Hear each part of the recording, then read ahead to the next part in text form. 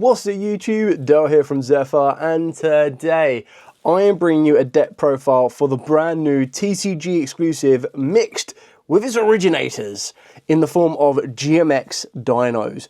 Now there's quite a lot of different variants you can use because ultimately the brand new TCG exclusive does love to use and abuse the Dino engine.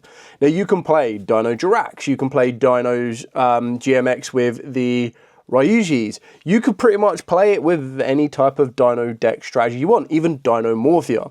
So what I thought I'd do is I'd start off with the original Dinos themselves. So we're going to be looking at Oviraptor, Omniconductor Tyranno and everything else in between, and then a couple of other Dinos that can bridge them together while trying to avoid using Jirax and other ones that have already been mentioned out online, just to give you a bit of an idea of what this deck can do and what the GMXs bring to a Dino strategy.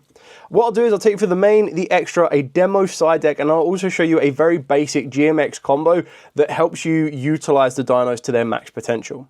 So with all of that out of the way, please smash that like button, hit that notification bell, and subscribe so you don't miss out on any more upcoming content. If you want to see more versions utilizing the brand new TCG exclusive in the form of GMXs, let me know in the comments down below and get the video above 50 likes, and I'll be more than happy to do so. So starting off with the original Dinos themselves, Free Soul Eating Oviraptor. Now, funnily enough, in this particular version, Soul Eating Oviraptor isn't like your go-to starter. That is actually going to be reserved specifically for your GMX researcher, and I'll explain this when we get to it, and you'll also see it in the combo at the end of the video.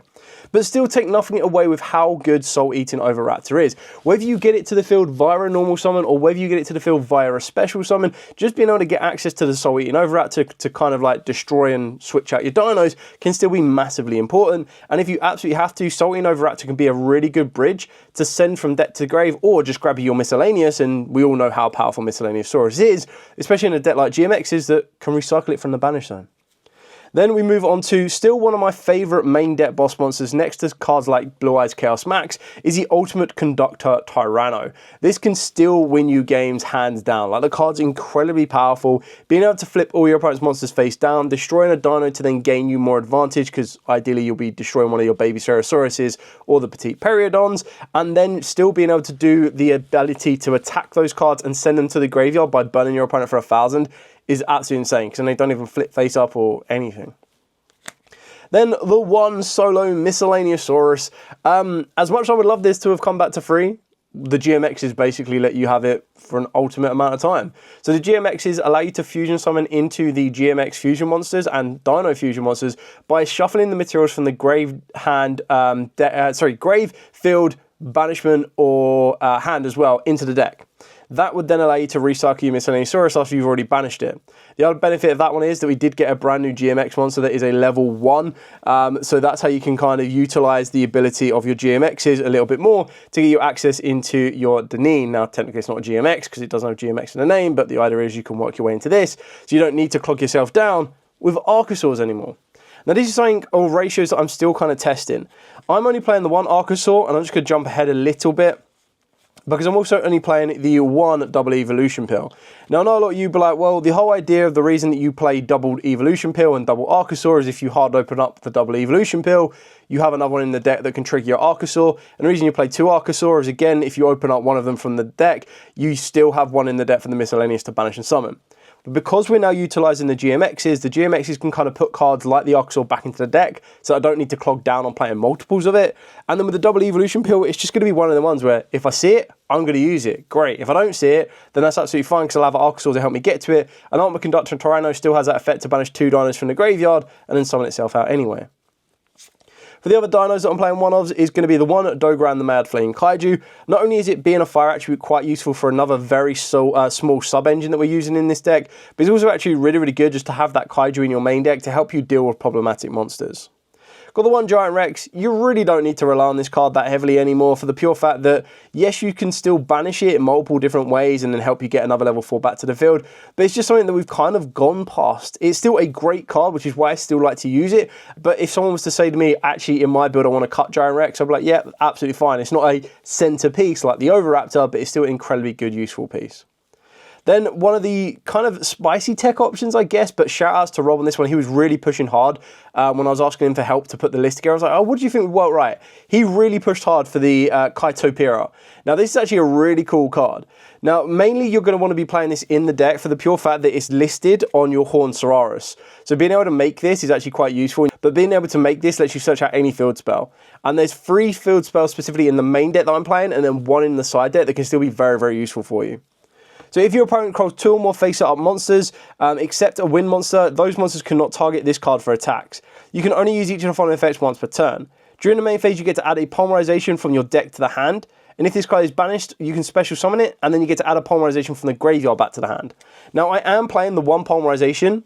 We're mainly utilizing the Kaitopira for the pure fact of it just being named. That is the main reason for it.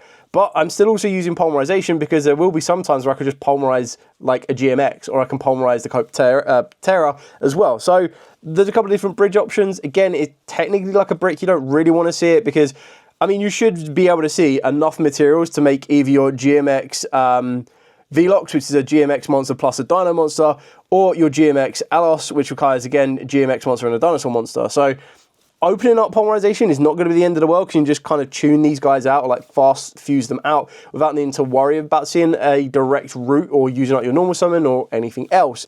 Then I've got 3 Baby Cereosaurus and 1 Petite Pterodon. Arguably, again, you could cut the Baby Cereosaurus down to 2. You don't really need to loop back through for free. This like isn't a finalized, fully tested in everything deck. Like, it's been tested, it's been trialed, but it's just one of the ones that I'm still trying to figure out the ratios to kind of fine tune it down a little bit. But just being able to play with the GMXs, it just adds so much to the deck that I thought would be really kind of cool to show you the baseline of where you can start from. And if you're like, I'm a Dynamorphia player, I want to try that. The only risk with the Dynamorphias is that the GMX cards will burn you a little bit.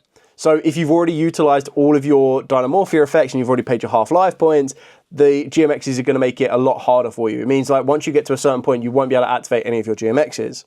On the flip side of that, if you start with your GMXs and you burn your life points before you start halving them, you're in an okay position. Then for the GMX monsters themselves, so 3 GMX Researcher Slade. Now, you can very easily play Reinforce of the Army. It's something that I'm highly considering. Droll dropping down to 2 is actually just such a big change in the game. Like, I didn't realize it'd be as big as it was. And what I mean by that is a lot of people are just a little bit more, maybe disrespectful is the wrong word, but kind of like disrespectful towards Droll. They're like, whatever, so much less chance. You still need to be slightly respectful of it, because if you do it in a Dino deck like this and you get Drolled, you're kind of there at a bit of a standstill. Which is why I don't want to lean into Reinforce of the Army that much, especially when you're already playing 3 Fossil Dig. I probably wouldn't cut the GMX Researcher down to 2 to play 1 Reinforce of the Army. I still feel you need to max out on this, and the only reason you add a Reinforcement of the Army into the deck is to increase your chances of going to this card as your main starter. So the reason this card is the main starter is if it is normal summon specifically, you get to special summon a non-warrior GMX monster or a level 3 or lower dinosaur monster from the deck. If this card is special summoned by a monster effect, you get to add a GMX spell or trap from the deck to the hand. If a dinosaur fusion monster is on the field, you get to shuffle this card from the field into the deck, and if you do, you get to negate the effects of 1 face-up card on the field until the end of the turn. Only use each effect once per turn. Now, the reason this one's so good is, yes, of course, it can get you into either your Chairman Crimridge or your Noma, but it can also get you into any level 3 or lower dino, being Archosaur or the partner in crime, as you can see on the card art, being the returned Dino Deneen. Now, GMXs right now, they're all, like, the highest rarity of a GMX card is super rare. Now, there are 4 super rares, 1 fusion monster, 1 fusion spell, and then the 2 monsters here. I highly advise you to be picking these up. Like, they're crazy, crazy cheap. If you're a Dino fan, they fit in every single Dino variant you're going to want to consider. But then on top of that as well, is all it takes is for the next wave of support to be even better, and it just takes your decks up another level. Now, like I said, probably going to be directly aiming for these if you are a Dino fan, but just in general, I think they're going to be really kind of cool cards. Like, look at Habakuri. Habakuri was, of course, incredibly busted for the Mitsurugi strategy, but that being a super rare, ended up being like a £5 super rare. Right now, these are actually really, really cheap, and sometimes if your friend open up loads of boxes, they might even have these for free if you really ask them nicely. So what does Dino Deneen do? If it is special summoned by a monster effect, you get to add a GMX monster from the deck to the hand. During the main phase, you get to fusion summon a dinosaur fusion monster from the extra deck using monster from the hand or field. If this card is sent to the graveyard, you get to make all dinosaur monsters you currently control gain 400 attack. Only use each effect once per turn, as if Ultimate Conductor Tyranno needed to go from 3500 to 39, but hey ho, we take it. So what your Danin will then do is search you out your Kimridge. What does Kimridge do? Well, Kimridge is a psychic, but it's not level 3, so you can't emergency teleport it. But what makes Kimridge so good is you get to reveal this card into hand to then add a GMX Applied Experiment 55 from the deck or grave to your hand. If you do, you shuffle this card into the deck. If this card is special on via a monster effect, you get to target 2 cards in your graveyard that are GMX cards and or Dinosaur, place them on the top of your deck in any order, and then you get to destroy an attack position monster your opponent controls. Only use each effect once per turn. Why is that so important? Well, because GMX Applied Experiment 55 is incredibly good. So, excavate the top cards of your deck until you have excavated a GMX monster and a Dinosaur monster. You lose 400 life points for each excavated card. Then you get to fusion summon 1 GMX fusion monster from your extra deck using any excavated monsters as material. Also, shuffle the rest back into the deck. Now remember, when you're excavating cards like this, you're being able to get those dinosaurs to the graveyard, which is sometimes a great success. And if you excavate a Miscellaneousaurus, for example, you can kind of leave it there because you still need to keep going until you hit a GMX monster. Just need to be very careful that you don't hit such a huge level of not being able to get the combination of dinosaurs and GMXs, and then you burn yourself out. So this instantly will get you into your fusion monsters. Ideally, you're going to go for the Alios, which I'll talk about once we get to it. The final GMX monster I'm playing is the 1 Associate Nomar. Now this is a card you don't really need to rely on. It's not a card you have to play. So again, if you want to cut the deck down to 40, this is one you could arguably sacrifice. But when we've maxed out on all of the other GMX monsters, playing the 1 Nomar is not really that bad. So this one is a reptile level 4, and if it is special on via a monster effect, you get to target 1 card each from your graveyard and your opponent's graveyard. Place each card on the top or bottom of the deck.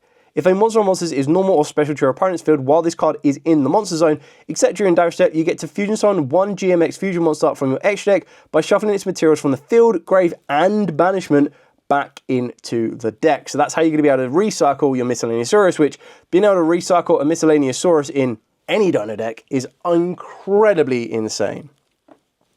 Then for just your generic Dino access, you've got your 3 Fossil Digs. I've got the 1 Terraforming because, as I've already mentioned with the Kytopia, we're going to be aiming to try and get access to 3 different field spells. Now again, you don't have to play all 3 field spells. I'm going to talk you through the options that I've got in the main deck, and then it really comes down to player preference. Again, cut the deck down to 40 cards, you can get rid of one of these 3 field spells, but I'm just going to explain to you what each field spell does and what tries to lead you to them. So let's start off with the pretty classic Lost World. So all monsters on the field lose 500 attack and defense except dinosaur monsters. Once per turn, if a dinosaur monster is normal or special summoned, except during a damage step, you special summon a Dirac token, dinosaur type Earth level 1 attack to your opponent's field in defensive. When your opponent controls that token, they cannot target monsters on the field with any card effects except tokens. And then if a normal monster is on the field, would be destroyed by battle or card effect, you destroy that many dinosaur monsters in the hand and or deck instead. Lost World is just generally a really great card for dinos. Not only do you put a monster on your opponent's field, so you don't need to worry about stuff like an evenly matched, which I highly think is going to be a really good card this format, but also being able to have that targeted effect. A lot of players really do forget about that, and they'll go, cool, activate this card effect, target, and you're like, yeah, you can't, you can only target a token, and they're like, oh. And even if they try to destroy your token, you go, cool, Lost World, protect. Destroy a baby Ceratosaurus from the deck, give me another dino, search me out resource. Entirely up to you if you want to use it. Then we have the modern Dirac Volcano. Now, we're not really going to be utilising the during the main phase effect of this card for the pure fact that we're not playing Dirac monsters in the main deck. We're only playing the ability to get us access to the Volcasaurus, but this really is entirely up. The Dirac Meteor. So the only one you want to focus on is that if your opponent special summons a monster or monsters and they have activated 4 or more monster effects this turn, except during a damage state, you get to special summon a Dirac Meteor from the extra deck and it is treated as a synchro summon. If a Dirac monster or monsters you control would be destroyed by card effect, you get to banish a dino from the graveyard instead. So again, it's just an aggressive option that can get you access to your Dirac Meteor, which then ultimately ends up going and clearing the entire field off anyway. The final field spell in the main deck that I want to be trialing out is the 1 Dragonic Diagram. The idea behind this one is you're just going to get direct access to your True King Lithosagan, the Disaster, which when you look at the Baby Ceratosaurus and the Petite Pterodon, which is why you're going to be playing 3 and 1, is being able to destroy both of those. Not only lets you rip apart part of your opponent's extra deck, but also gets you this monster to the field and then triggers off both the babies to then give you 2 more dinos. So like your resources is pretty insane. Now, because you're also playing fires in the form of the free GMX Researcher, plus your Miscellaneousaurus and your Dogoran, you can also play the True King Agamazud. You also have Ash Blossom and Joyous Spring, which is another fire target, and the idea is, again, just being able to get access to another level 9. But if you only have one fire and one baby, you can go, cool, this, destroy the baby, destroy the fire, still trigger off your baby Ceratosaurus, and then there you go. You're going to get your starter again.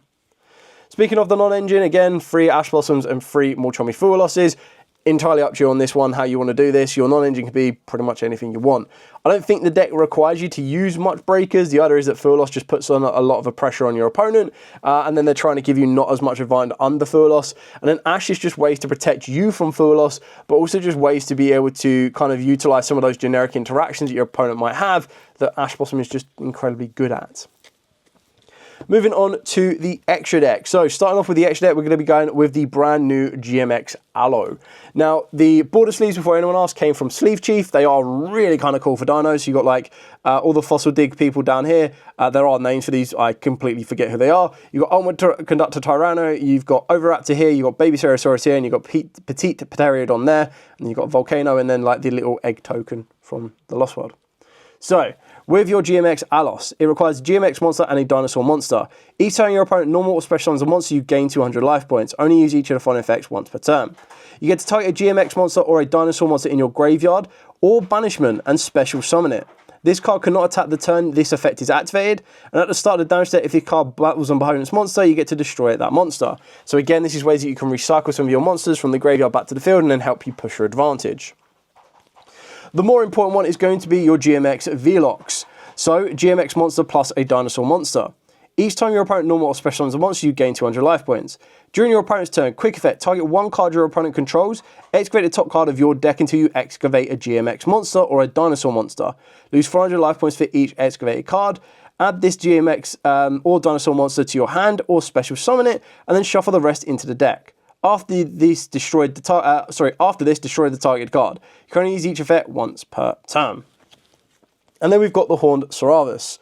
So this one again will only really be made with Polymerization, but the idea is that this card can attack directly the turn it is special summoned, only use each of the following effects once per turn. If this card is fusion summoned, you get to place a field spell directly from your deck or graveyard face up on the field zone. During the main phase, you can immediately after this effect resolves, normal summon a Dinosaur or a Dragon monster. So again, just gives you extra ability, so you can start for your Researcher and then go for your Overraptor, and then get you direct access to your field spells as well. Then we've got the one Giraffe Meteor, and then following up with just some generic Link monsters, we've got the one Cross Sheep. Like, technically, you're not really going to utilize the Giraffe Meteor, but you'll be able to utilize fusions on this one, and then that will allow you to revive from the graveyard. We've got the one Heater, the Fire Charmer. And this is actually going to be very, very important for a card in the side deck. And that card, just so I can show you now, is going to be Secret Village of the Spellcasters. Because not only can you directly search this with your Horned Sauravis, but you're also then going to be able to utilize the ability to go into a Heater, the Fire Charmer, and then spell lock your opponent. So, you know, your opponent's not going to be able to activate all of those Radiant cards if they're spell locked. We've got the one IP Masquerena, and then pretty much you follow up an IP Masquerena with an SP Little Knight. Then for the other Link monsters we are utilising, we've got the Promethean Princess. Again, you've got loads of different fires, both in GMX and, of course, Dinos themselves. That can then work its way into Amber Whale as a defensive option, turning that into a World Sea Dragon Zelantis, or, of course, you also have the Raging Phoenix that can also go into the World Sea Dragon Zelantis. Then for the final 3 cards, you've got the one number 60, the one Evilsaur Lagia, and the one Evilsaur Dolka, which we'll see in the combo how you can get one of these two plus root for your GMX plays. So that's it for the entire extra deck. Now to show you just the basic demo side deck. Now, as a note, I can't find my evenly matches. I would definitely be putting at least 2 of those in here. Again, I just feel it's going to be a good card for this format. I've already talked about the applications of Secret Village of the Spellcasters. I personally wouldn't main deck it. I feel that main decking a card like this, once your opponent's already set up their field, really isn't worth utilising. It's one of the ones where you know you're guaranteed to go first, you can then put it in. I've then got the balances of your Molchami, so you've got the Meows and your Perulias, Drown Lockbird, Nibiru, and then Darkrai No More. And then, like I said, the last 2 cards would be evenly matched, just to kind of give you a bit of an insight and an understanding of what you're trying to achieve. So now what I'm going to do is I'm going to show you a very basic combo for the deck, just kind of give you a bit of an idea of how the GMXs work with the dinos themselves and exactly what you're trying to present. So I'm going to be back in a second. Taking it back to the actual basics of dinos, starting off with, of course, an Overraptor. So now let's show you what Overraptor does that's different now than it was before. So starting off by normal summoning down the Overraptor, you're going to go and get your trusty Miscellaneousaurus. Then use Miscellaneousaurus discard effect to put it to the graveyard to protect all your dinosaurs during the main phase. then use your miscellaneous effect to banish it from the graveyard, and in this time you'd usually go for an Archosaur, but we're going to modernise it using the brand new TCG exclusive GMXs. So we're actually going to go for the Dino Deneen. In doing so, your Dino Deneen will allow you to grab a GMX monster from the deck to the hand, and you're going to want to go for your Kimmeridge. You're then going to be able to reveal Kimmeridge in the hand to put it back into the deck, and in doing so, you're going to grab yourself your GMX Applied Experiment 55. You're going to activate your Applied Experiment 55 to then excavate cards from the top of your deck until you hit a GMX and a Dino. So you could be paying as little as 800 life points, or you could probably be playing quite a lot more. But the other is, as soon as you hit these two cards, you're then going to be able to finish the resolution of your Applied Experiment and get your Alos. You'll then be able to use Alos's effect to revive your Miscellaneousaurus from the Banish Zone. So not only do you have the ability to now continue to have these all protected as they are all Dinos, so no Nibiru for your opponent, you also have your Miscellaneousaurus back in rotation for the next turn. If you wanted to, and you had more extension because you still have 4 cards in your hand, you could very easily make a cross shape if you wanted to consider it. And as long as it points to the Alos, all you need to do is make sure that the monster you summon to a zone it points to is any monster, and you can bring back a Miscellaneous or the Oviraptor and go again. If you want to keep it very, very simple, all you then need to do is overlay your Miscellaneousaurus and your Soul Eaten Oviraptor, and you're going to go into the good old Dolka. Now, of course, you can go into Lagia, but considering Dolka and Lagia are dragons and not dinos, if you wanted to get a Nibiru, you'd be trading straight off. So at this particular position here, you can now use the main phase effect of your Deneen to fusion summon with the Alos to go into the Velox. Now remember to trigger off the effect of your Deneen in the graveyard to give all of your dinosaur monsters an additional 400 attack. The benefit of that one is your Velox becomes a base of 3100, and of course if you have an Ultimate Conductor Tyranno, happy days, it's a 39 base. Now remember, you still have 4 cards in your hand, and what you've ended your field with is Ways of Interaction. So you're going to be able to utilise your Dolka's effect not once but twice, setting you up your Miscellaneous in the graveyard, and your Miscellaneous at the base minimum at this exact moment in time will have a guaranteed of at least 5 dinos. So you can banish itself plus 3 and get you an Oviraptor back into rotation, or you can just banish itself and get you an Archosaur. The good old days of dinos. You also then have the Velox effect. Now the Velox is each time your opponent normal or specials, you gain 200 life points back, which is going to give you a little bit back from what you spent to make it. But on top of that, you have a quick effect during your opponent's turn to target a card your opponent controls, excavate the top cards of your deck until you excavate a GMX or a Dinosaur. So you're in a very, very good consistency position right there. You then get to lose 400 life points for each excavated card, but you also then get to add that GMX or that Dinosaur monster you excavated back to the hand or special summon it. So if you hit an Oviraptor, special summon it, you get another Dino to the field, and then also get to search off the back of the Oviraptor. Once you've completed that, you then destroy the targeted card, which is really, really good because you've ultimately ended up with 2 monster negates, 4 more cards left in your hand, and then the distraction off the back of the Velox, plus your Miscellaneousaurus recycled, ready to go for the next turn. So that's the base minimum of what the dinos can do. Now, when you add different cards to your hand and different combo routes and everything else in between, you'll be able to be a little bit more expansive. Like if you were able to get access to the Kitopia, if you're able to get access to Polymerization, you could then add any particular field spell that you wanted to that end field, whether that be a Drat Meteor that could really give you a final punch to your opponent's build of their field, or just anything else like a Dragonic Diagram to rip apart your opponent's extra deck and get access to a Lithosagam. So that's pretty much it for the entire profile. I love what GMX has kind of applied to dinos. It's going to be really kind of cool to mess around with a Jirac version, maybe a Ryuji version as well, just to kind of give you a different couple of options that you might want to consider when you're trying to put this deck together. But that is pretty much it for now. If you do have any questions at all, by all means, please put in the comments down below. I'm always happy to answer them. For now, as absolutely always, stay safe and, of course, happy dueling.